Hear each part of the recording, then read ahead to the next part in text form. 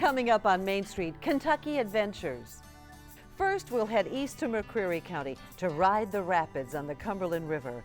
Then fly with us through the trees with the greatest of ease at Mammoth Cave Adventures in Barren County. And finally, we embrace our wild side at Mammoth Cave National Park. Straight ahead on Main Street. Funding for Main Street was provided by the Corporation for Public Broadcasting and by viewers like you who support quality programs such as Main Street that appear only on public television. Hello and welcome to Main Street. I'm Barbara Deeb. On this edition of the program, we're going to take you to a few of the many outdoor adventures that Kentucky has to offer. Plus, with each trip, we're going to take you behind the scenes and show you some of our own adventures in putting this program together. Stay with us.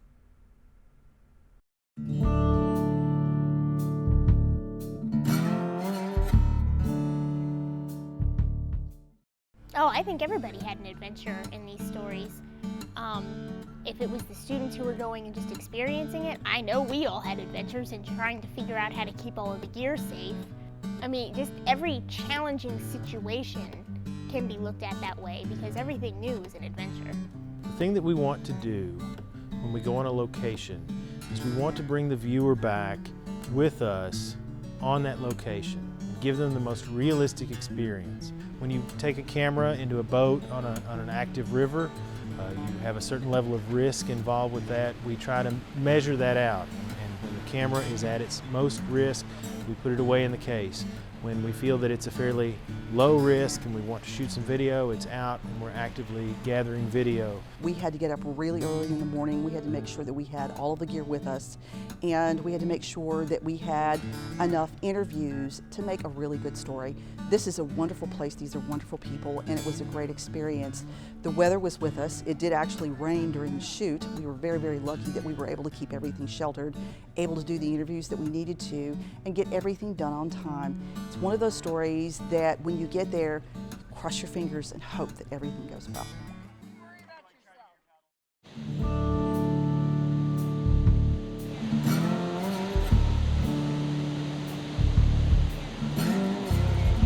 Walker group of 5, Sizemore group of 5, Bergering group of 6, Cinch group of 5. A typical day during the summertime, we start with our rafting trip first thing in the morning. Customers come in, we get them through the release forms, the safety video, get them outfitted and get them out on the river.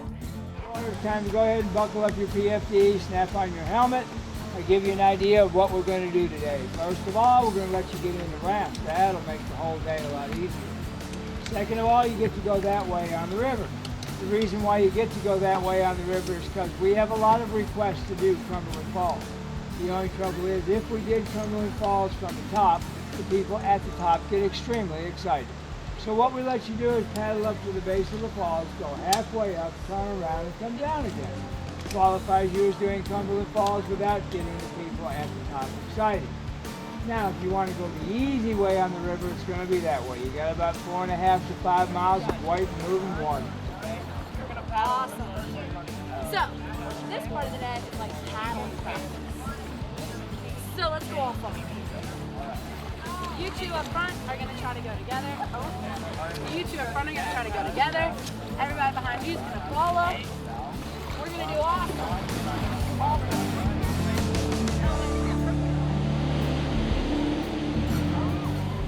All we paddle up to the falls. A lot of times it's people's first time seeing the actual waterfall. It was mine the first time I came here for my interview. And it's the biggest waterfall south of Niagara, and it's the only place in the world where you can see a moonbow, which is pretty outstanding. It's pretty significant here. Yeah, we paddle down. We have a great time. A lot of splash fights, pulling people in, you know, taking them through. This river is kind of pushy Class 3 stuff. When the water gets big, it gets a little bit bigger. So we have to, you know, find ways to entertain people in between each rapid. It's a very, very, very forgiving river, which means that the rapids aren't really in succession. You know, it'll have like one big rapid here, and then, you know, you'll have a long, drawn-out trolley type period. We get to swim around and, you know, tell jokes. And They stop about halfway at a place called Jump Rock, and I get to jump off the rock, stretch out their legs, and then they head downstream from there. Sometimes we'll have people that They're a little bit nervous, you know, kind of standoffish at first. Maybe not laughing at all your jokes because they're terrified that they're about to swim and drown. So you just kind of gotta, you know, everybody who goes rafting wants to have a good time. You just kind of gotta find what, you know, makes them have a good time, just exploit it, you know. And by the end of the trip, they're just dying to flip at whatever next rapid is coming up. Come on, guys. You know, I mean, like, you get a group of people, you know, and you're just like, look, guys, I'm sorry, but I'm about to put you through the most craziest gnar you've ever seen in your entire life. We don't get to do this very often, so just bear with me. You'll be fine, you know. And they just gotta trust you, and they're like, all right, whatever, you know, let's do it. So yeah, we just have a great time. But I'd say typically the last 3 rapids, the biggest ones, are the ones we like the best.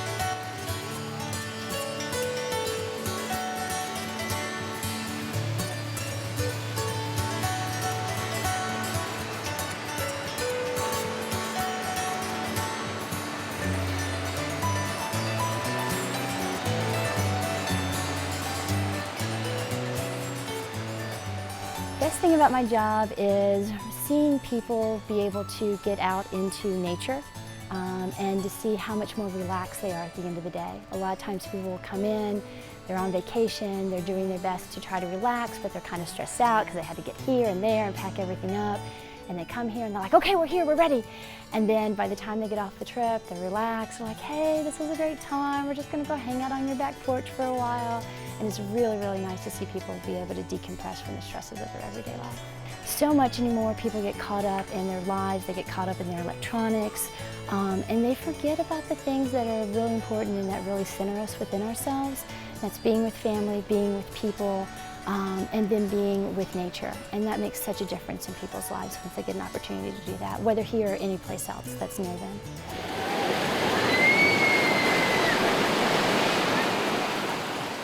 The bucket list is something that we hear a lot. This is on my bucket list. I wanted to make sure that this is something that I did before I die. And most of it's a fear of the unknown. They don't really know what to expect, and we have people that come in and they're just almost petrified, but they're just, I'm going to do this. And I see them after the trip and I'm like, how was it? They're like, I had a great time. And that makes us feel really good.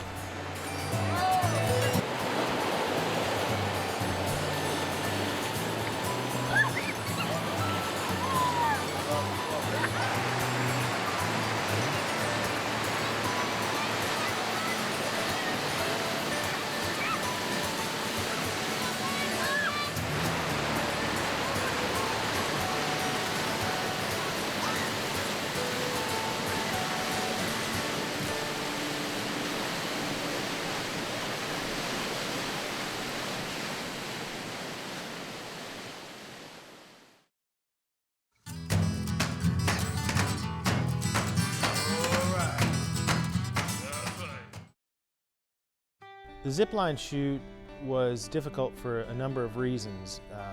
When you go in the field with cameras, you like to represent different pathways of color and light.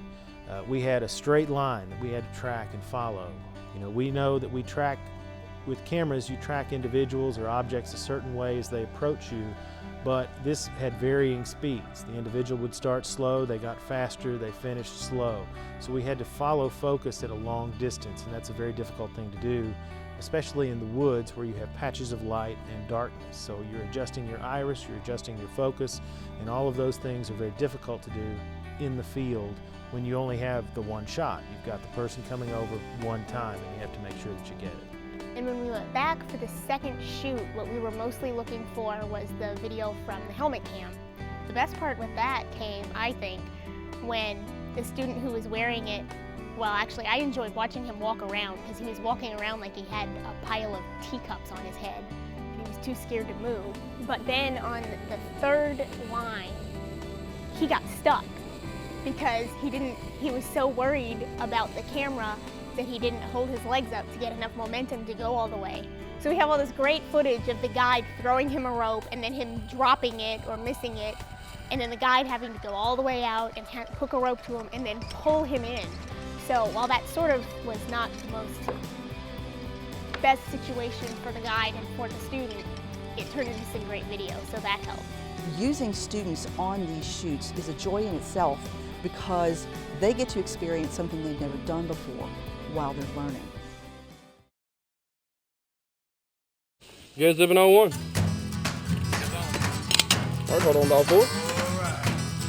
All right, tuck up real tight, knees up. Don't freak out, man.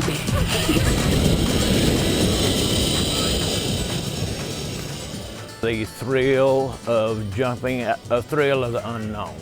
Thrill of the unknown, that's what it is. You don't know what's gonna happen when you jump on this first line. If your harness is gonna come loose, if something's gonna break, if you get stuck on line, you don't know what's gonna happen. But that's what it is, that thrill of the unknown. And everybody likes it. Most people come out here and zip with us. They're kind of adrenaline junkies, I guess you could say, or someone that's looking for a rush, I guess you could say, because it is, I mean, it does, your stomach does drop out from under you sometimes. I mean, it is a little scary. Other people come out here to say, hey, I just wanted to release some stress. It looked like a fun thing to do. And they come out and zip with us. I mean, we zipped them from 2 years old to 95 years old out here. I mean, it don't matter, age limit, anything like that, it don't matter. We'll zip them anyway. Mammoth Cave Adventures started as a dream about 2 years ago. Shane Bull, the current owner, called me out here one day. We walked right out on this rock right here and said, we want to put a zip line here. He had seen it on TV. One thing led to another. About a year later, we started construction. That was last year. It took 10 people, 40 days, working 10 hours a day to complete the course. Okay, when you walk in the door, you'll probably see George. He'll be at the desk. He's our desk man, our office manager. We'll come in, ask you, welcome you to Mammoth Cave Adventures, ask you what you would like to do. After you decide what you want to do, we'll do all the paperwork. You come in the back, we'll have our guides dress you. Basically, we'll take them back in the back of the shop, we'll gear them up, we'll bring them out here on the course, we'll give them a little instruction as far as how to steer, how to ride the lines, make sure they get across all the way down there, and we'll send them zipping. I mean, it's pretty simple, it's good, clean fun. My name is Chris, this is Jordan. I'll be your receiving guide, this will be your sending guide out here. Basically what we have going on out here is 5 gravity-based zip lines. What that means is you're gonna... This is a sky bridge, 35 foot long, leads to platform 1. Platform 1 is about 16 foot in there. It is 250 yards to the other side with an elevation drop of 30 feet. You're going to be reaching speeds in excess of 30 miles an hour. You're going to zip into platform 2, which is also up in there. Platform 2 is 220 yards long with an elevation drop of 25 feet. You're going to be reaching speeds in excess of 25 miles an hour on that line. Good to go. You jumping? Sure. Just jump backwards? You want to. Just don't go upside down. You're good. You see all kinds of different faces out here, really. I mean, from scared to happy to, I mean, I had a little girl the other day, I took her out there, she was so scared of heights. Right here coming across the bridge, she didn't know what to do, she didn't have a clue, you know, she was crying in tears. And I asked her, I said, what's wrong, are you okay, you know? And she said, yeah, I'm all right, I just don't want to be real high. So we hooked her up. By the time the tour was done, man, she was going upside down and she had a chest harness on, going upside down in the harness, man. I mean, she just overcame her fear. It's good to see people doing that kind of stuff, man. I mean, we have a pretty good success rate of making people feel comfortable, feeling safe in their equipment. We like to make people feel good about themselves. People that come off of platform 1 are just shaking. By the time they get to line 5, they're laughing, having fun. And then we continue the adventure as we come up the hill. After that, you climb down a bridge, climb down a ladder, do a short nature hike up the hill. What I call is walking up the hill. We advertise it as a nature hike. That's where you get to see your rattlesnakes, your copperheads, your ticks, and that kind of thing. And we do have those out here. But anyway, you get up to the top of 3. We've got a 75-foot sky bridge that goes up to top of number 3. Number 3 line is 300 yards long, 897 foot to be exact, called our Screamer. It's got an elevation drop of 30 feet. You're going to reach speeds in excess of 35 miles an hour. Ready?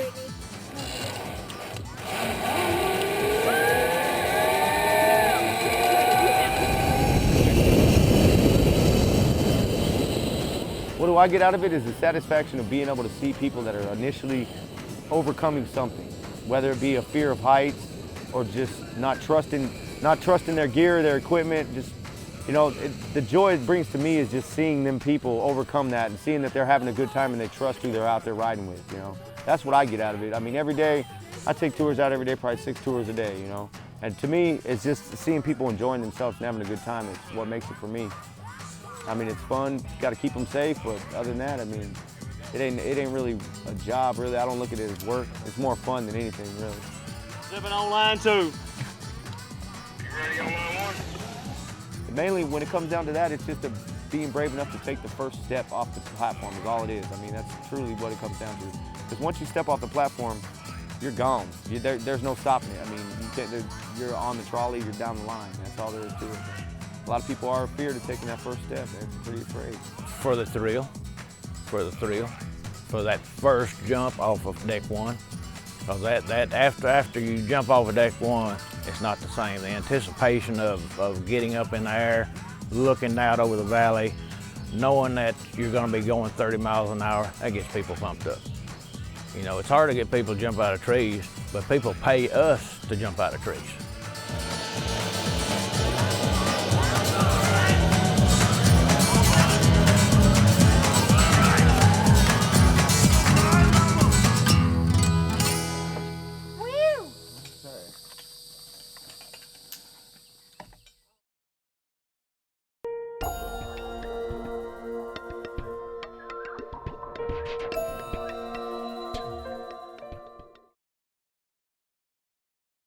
Anytime we get an opportunity to go in Mammoth Cave, in that wonderful national park, it's just an honor to get to go down there and shoot.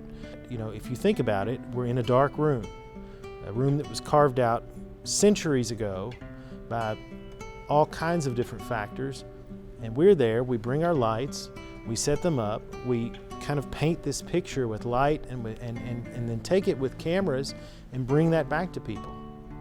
If we don't have those lights, we don't have that camera, we don't have that microphone, it's just darkness and it's quiet. But those things are really cool because you get to give people images, pictures, and experiences that in many ways you're experiencing for the first time. Because when we light up a big room or a passageway, we haven't necessarily seen it that way before, and neither has anybody else.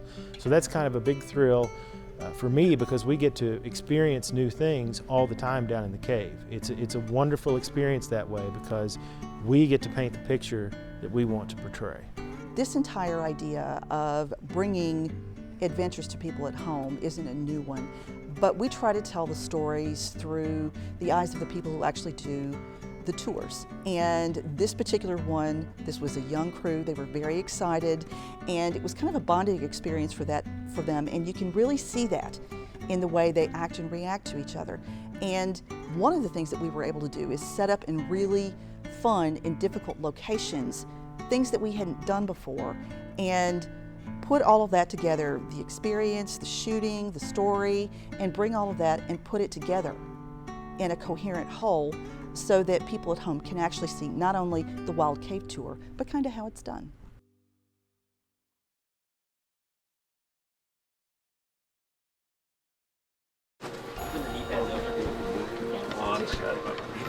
And here's the thing in gloves. I said some of you may need some candy packs. If you have a water bottle or some snacks to take with you, you can borrow these and wear these.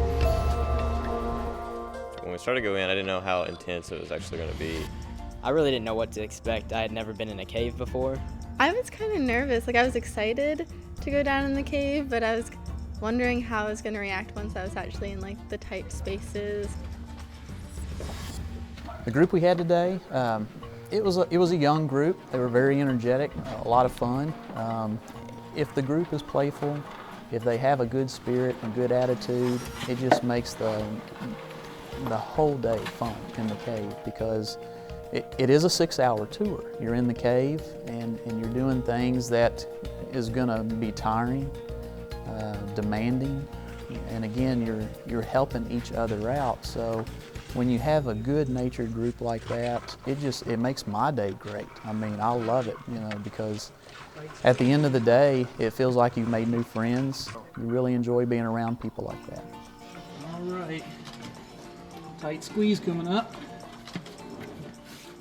The first place we went to was right off Cleveland Avenue. We did one little test crawl, we like to call it, to see how everybody's going to react in a smaller environment. And the first tight squeeze we really get to is called the bear hole.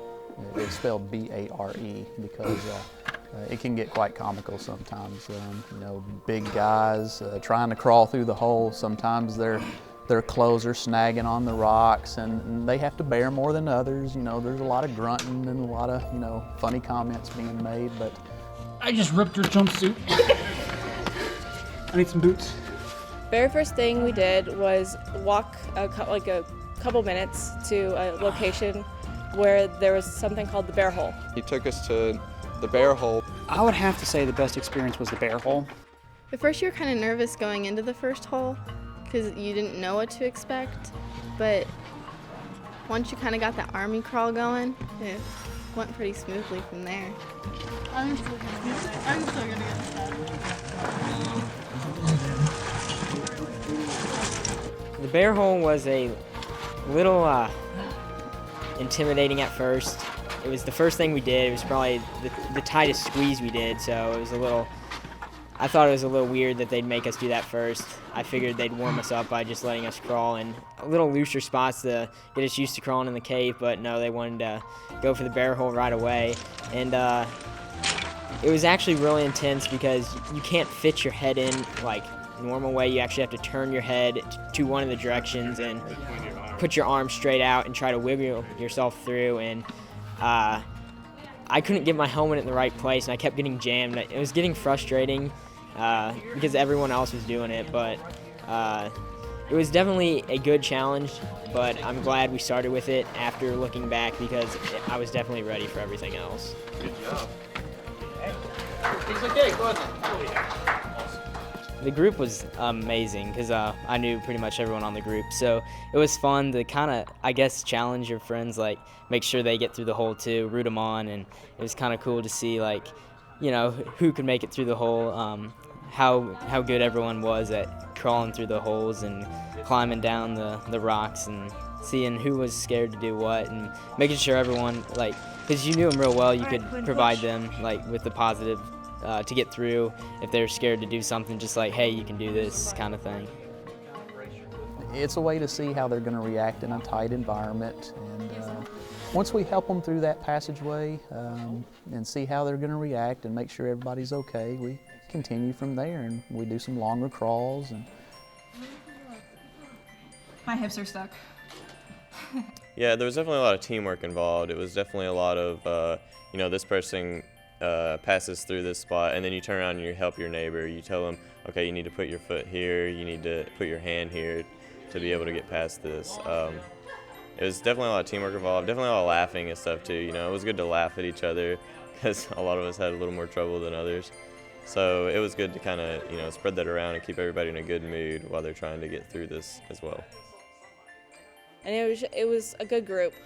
Like, we all communicated with each other.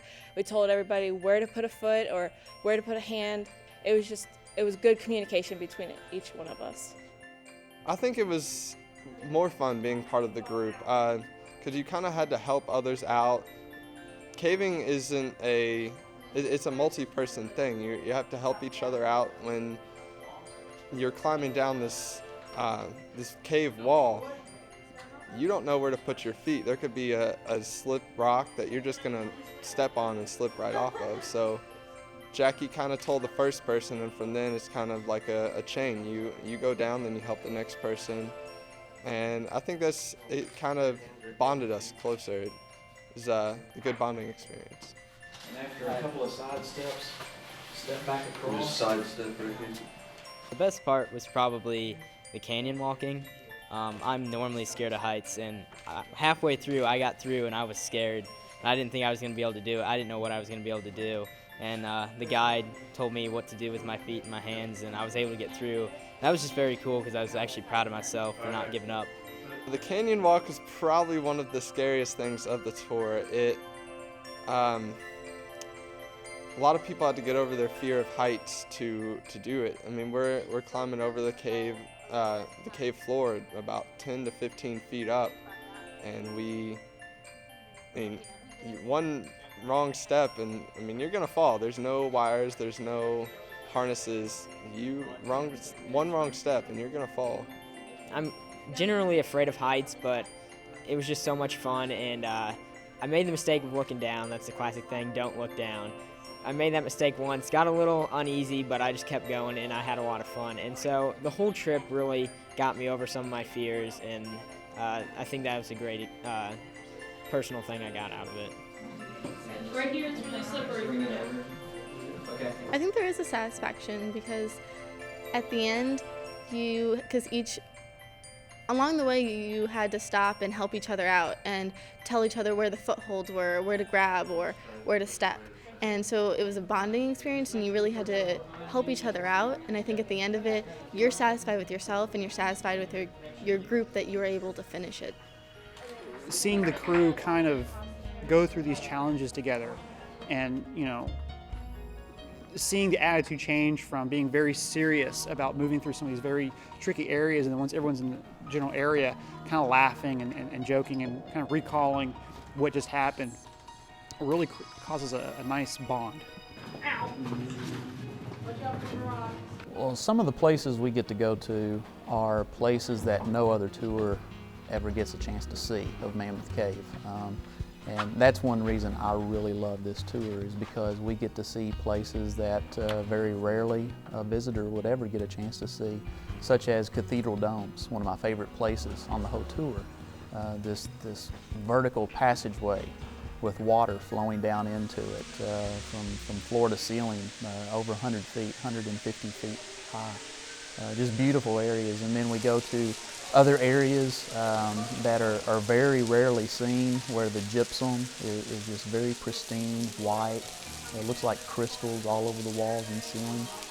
And visitors get a chance to see more of the pristine areas of the cave, as opposed to, passageways that people have been walking through for the last 190 years. The best part for me was probably when we went into the Cathedral Domes, just because it was just this mass wall just of dripping water, and it was, everything else before then was kind of, this was fun to explore, it was fun to crawl around in, but that was when you saw like the beauty of the cave itself.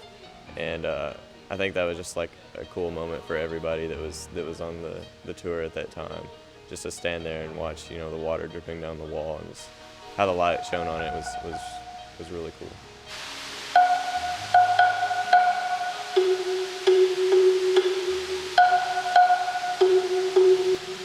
And some have different tones, bass tone back here. When you get an opportunity to take a wild cave tour, you get a very, very intimate experience with the cave. You kind of feel a part of it, because, whereas before they tell you stay directly on the path, here, every part of your body is rubbing up against some piece of rock, and it's probably wet, it's probably dirty, and you're seeing unique formations, and of course along your journey, your guide might tell you some stories about areas of the cave that, most people can't get to unless you go through the wild cave tour. The visitors, they get a chance to see beautiful formations, amazing passageways, but they also get to learn about the history of how those areas were discovered, just how difficult it really is.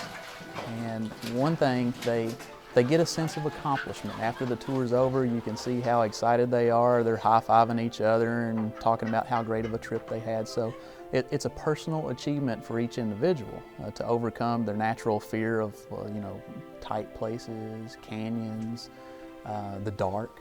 But besides the personal accomplishment, they also get to experience what true cave exploration is like. One thing that I like to say is, the only way we understand Mammoth Cave is we explore it, we research it, and this is the one experience that visitors get to come to the park and really get to the nature of what cave exploration is really like. And so they get a taste of that on the Wild Cave Tour.